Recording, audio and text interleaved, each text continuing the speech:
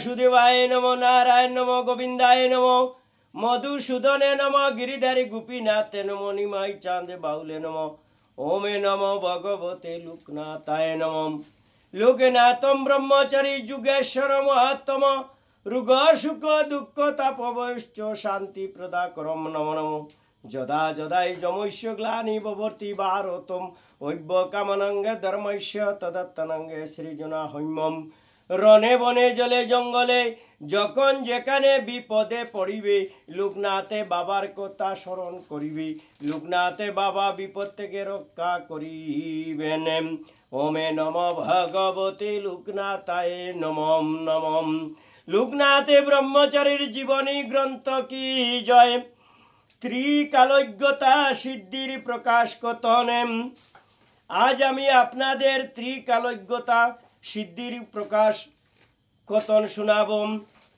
अष्टादश जुग सिद्धि प्रयोग जुगीर अंतरंग और बहिरंग साधनार विभिन्न स्तरे प्रथम 8टी मुख्य सिद्धि और क्रमे क्रमे 10टी गौण सिद्धिर प्रकाश घटे ईश्वर कुटीर अथवा जीव कुटीर अष्टादश सिद्धि प्राप्त जुगी এই অষ্টাদশ সিদ্ধি প্রাপ্ত হওয়ার পরেও যখন ব্রহ্ম দর্শনের পথে অগ্রসর হন তখন যুগের বিভিন্ন স্তরে তিনি আরও যে 5টি বিশেষ সিদ্ধি প্রাপ্ত হয়ে থাকেন তার মধ্যে প্রথম সিদ্ধি হলো ত্রিকালজ্ঞতা।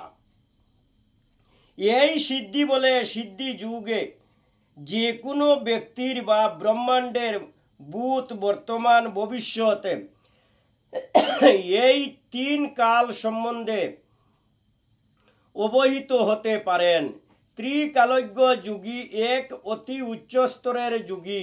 বর্তমানে ত্রিকালজ্ঞ এই শব্দটির ব্যবহার জ্যোতিষ ও সাধারণ সাধু সমাজে যথেষ্টভাবে হয়ে থাকে। যখন এই শব্দটি এই রূপে সাধারণ নামে মানে ব্যবহৃত হয় তখন তার মধ্যে ত্রিকালজ্ঞতা সিদ্ধির কোনো সম্পর্ক থাকে না। যিনি এই সিদ্ধি প্রাপ্ত তিনি অবশ্যই অষ্টাদশ সিদ্ধি প্রাপ্ত এবং তিনি কেবল কোনো ব্যক্তির নয় সমগ্র ব্রহ্মাণ্ডের ভূত ভবিষ্যতে বর্তমান ও ব্যক্ত করতে পারেন।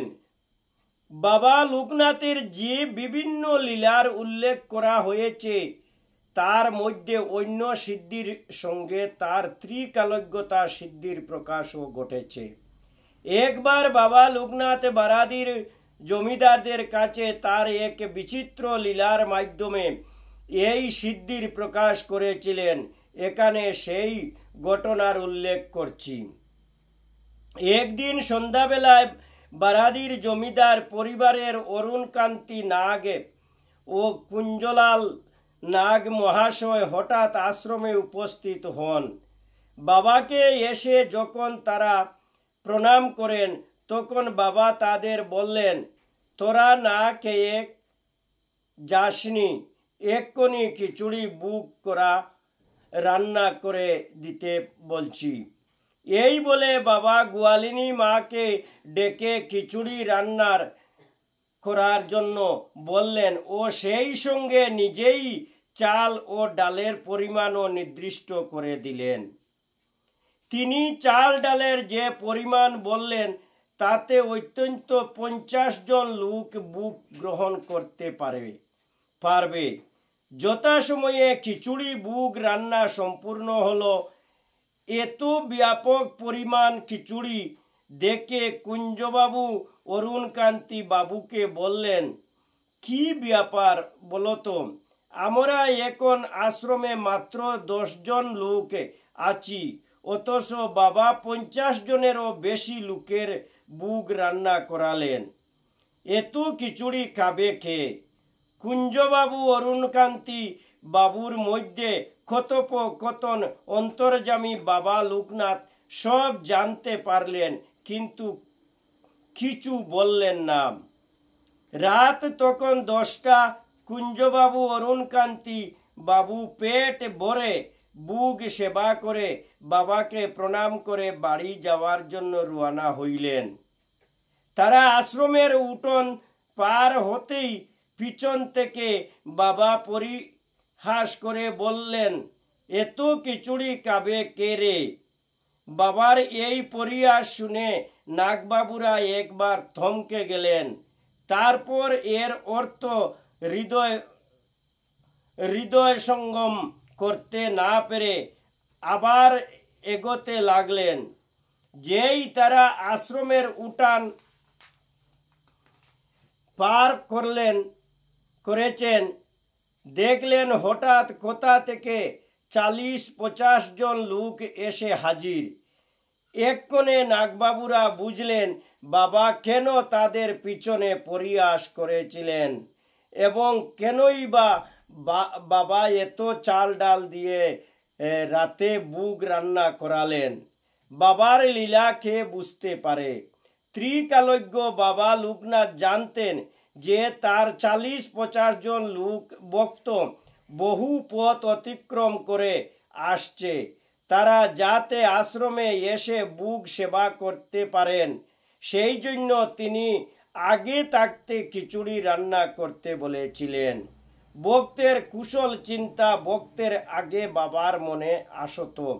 তিনি যে ভক্তের ভগবান ছিলেন, যিনি ত্রিকালজ্ঞ ব্রহ্মজ্ঞানী পুরুষ হন, তার বাক্য হয় অমোঘ।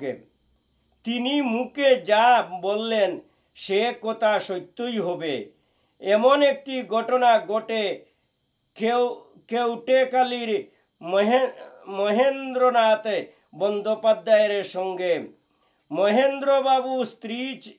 বাবুর স্ত্রী ছিলেন মৃতবৎসা। যতবার তিনি সন্তান সম্ভবা হন সেই সন্তান নষ্ট হয়ে যায়। অনেক চিকিৎসায়ও কোনো ফল হয় না। অতঃপর রজনী ব্রহ্মচারীর পরামর্শে মহেন্দ্রবাবু স্ত্রীকে নিয়ে একদিন বারাদি আশ্রমে বাবার কাছে আসেন। আর সেই সময় তার স্ত্রী অন্তঃসত্ত্বা ছিলেন।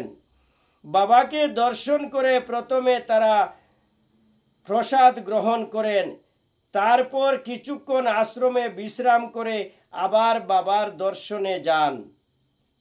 বাবার পায়ের ধুলা মাথায় নেওয়ার পর বাবা মহেন্দ্র বাবুর স্ত্রীকে বললেন, শুন মা, আর ভয় নেই, তোর গর্ভস্থ সন্তান আর নষ্ট হবে না।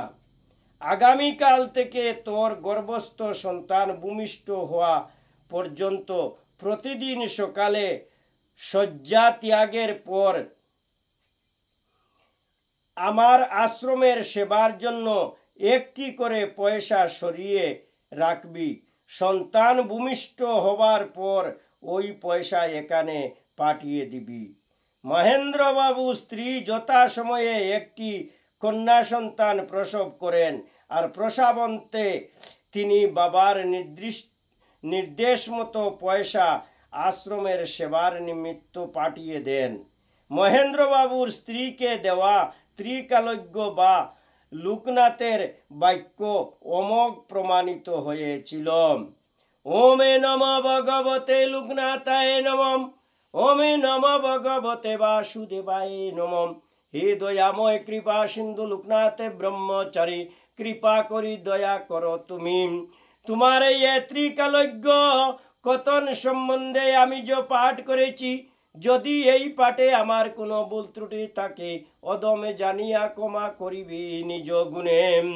সর্ব পাপ থেকে মুক্ত করি সদা সৎপথে সজ্ঞান দিয়া, ধর্মপথে সদা মতি গতি দিয়া দেও বাবা লোকনাথ।